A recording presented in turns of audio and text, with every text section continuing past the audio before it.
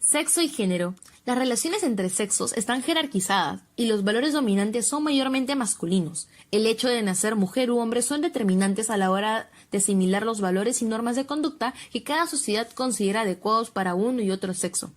Siempre se había considerado que las diferencias entre hombres y mujeres eran a consecuencia de las diferencias biológicas, debido a la diferencia cultural de las personas. Las diferencias entre sexo y género son: sexo, características anatómicas, biológicas y fisiológicas que presenta una persona; y género, construcción cultural que hace de la persona a partir de las diferencias biológicas. El rol de la mujer en los totalitarismos de los años 30.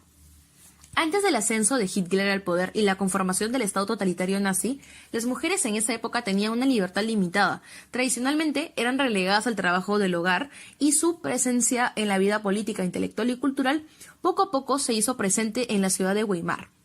El 31 de enero de 1933, Hitler fue nombrado canciller y posteriormente fijaba el papel de la mujer alemana bajo su dictadura.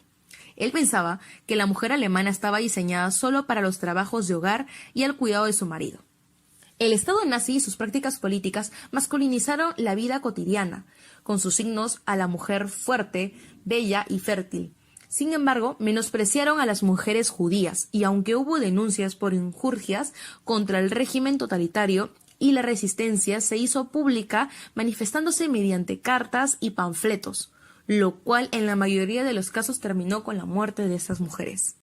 La lucha por el sufragio femenino inició en 1866. Se presentó en el Parlamento una petición firmada por 1.499 mujeres, donde se exigía la reforma del sufragio, presentado por John Stuart Mill, pero fue rechazada. A inicios del siglo XIX, las mujeres europeas habían accedido a un mayor nivel educativo. Sin embargo, las de clase humilde se convertirían en mano de obra que aportarían a la industrialización. En 1917 se aprobó el sufragio femenino, pero se tenían que cumplir ciertos requisitos, y no fue hasta el 18 cuando se eliminaron los requisitos económicos, y en el 28 conseguir la igualdad de voto en edad con respecto a los hombres. Al inicio de la Segunda Guerra Mundial, se sustituirían a los hombres en el ámbito laboral. Los gobiernos empezarían una campaña publicitaria para atraer a las mujeres al trabajo. Sin embargo, estos no surgirían a efecto al inicio. El regreso de la mujer al trabajo traería problemas de la Primera Guerra Mundial. Por ejemplo, se seguía viendo de mala manera el trabajo de las mujeres, donde se las acusaba de quitar el trabajo. La mujer entraría al ejército. Pocas fueron las que lucharon, pero la mayoría accedió a trabajos no riesgosos. La discriminación racial también llegó al ámbito laboral. En cuanto a las judías, en un principio se les prohibió trabajar. De esta forma, debían de abandonar sus profesiones. Más adelante, formaron parte de las prisioneras de guerra en los campos de concentración, donde serían forzadas a trabajar en malas condiciones. Ahora veremos las oleadas feministas en la década de los 60 y 70, conocidas como la tercera ola del feminismo, en la cual surgen nuevos movimientos feministas e inicia en 1960 y algunos autores difieren que terminó en el 2000 y otros que permanecimos en esta. A diferencia de la primera y segunda ola feminista, estas fueron representadas por mujeres burguesas, dejando de lado a las mujeres negras como Sophie True, quien representa una doble exclusión, por la raza y por el género, y a la clase baja u obreras como Flora Tristan, quien representa una doble represión, por la clase y por el género. Con el objetivo de expandir el feminismo, se reconocen dos corrientes importantes dentro de este.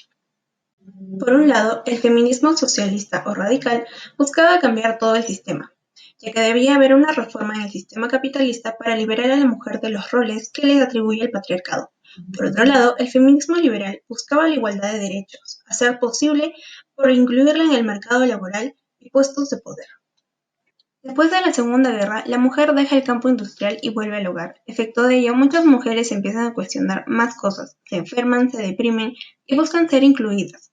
Es así que surgen grandes precursoras como Betty Freeman, que junto con otras mujeres forman el movimiento Now, tratando temas de desigualdad entre hombres y mujeres, y logran tener los derechos fundamentales. Sin embargo, dentro del hogar las mujeres son maltratadas y abusadas, dando lugar al feminismo radical, tomando como punto céntrico del problema el patriarcado como sistema. Son muchas las definiciones para el término machista, siendo el tema central la supremacía del hombre antes que la mujer o sobre ella. En este contexto, la mujer cumple con roles domésticos y en los ámbitos laborales, económicos, sociales y públicos son separadas y muestran mayores beneficios para los hombres. Esto en el punto de vista público. Por otro lado, en el campo privado sucede lo mismo, mayores tareas para la mujer, responsabilidad y bienestar de la familia, entre otros. El techo de cristal se refiere a una serie de reglas no escritas dentro de una organización que dificultan que las mujeres ocupen puestos de alta dirección. Su invisibilidad es el resultado de la falta de leyes y regulaciones visibles que impongan tales restricciones a las mujeres. Las reivindicaciones de esta, a pesar de años de esfuerzos de luchar por la desigualdad entre hombres y mujeres, no parece haber terminado. Pero gracias a la educación, la movilización social y la innovación tecnológica es posible avanzar hacia la sociedad igualitaria. El micromachismo, también conocido como machismo silencioso, el cual es un machismo que por su menor intensidad no mata y pasa desapercibido, es cotidiano y por lo tanto aceptado. El problema radica es que es diario y perpetúa el gran machismo, el que hace que diferentes a unos a otros.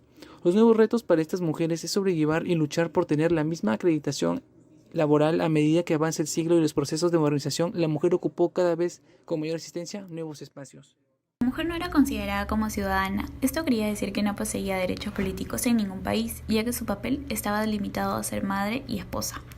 Uno de ellos fue disciplinar al esposo y educar a los hijos en valores católicos, y seguido a esto, en el siglo XX, se le asignaba a la mujer el rol de enfermera del hogar, lo cual sería la encargada de velar por la salud de todos los miembros de la familia.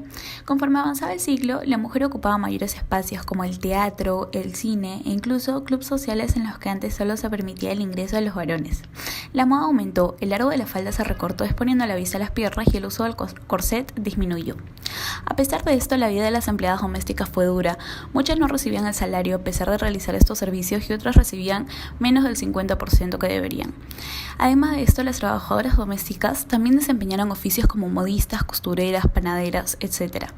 Y se aprobó el voto femenino a principios de este siglo en los países de Europa, Noruega, Suecia y Finlandia.